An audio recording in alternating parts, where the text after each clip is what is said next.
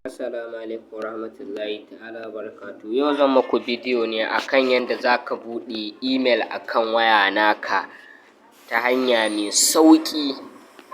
Idan waya naka tana da Google Chrome ko duk wani opera da ke cikinta sai ka shiga. Bayan ka shige shi ya kawo ka kamar haka, sai ka danna mai alaman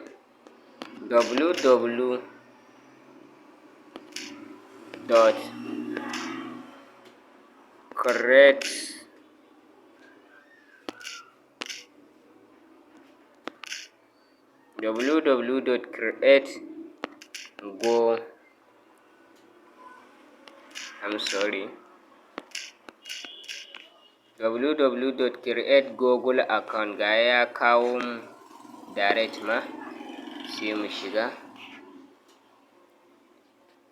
Zai kawo ka nan, sai ka jawo shi sai kai create gmail account.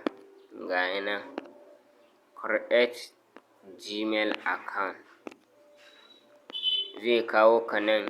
In kanka za ka yi ma for myself, in kuma wani za ka yi ma for to my manage a business. In na business za ka yi ga nan, kaman za ka buɗe ma wani kenan, sai ka danna alaman for myself. Bayan ka danna alaman for myself za ka buɗe ma kanka kenan, sai ka fara creating. Ka rubuta suna, nan ma ka rubuta suna.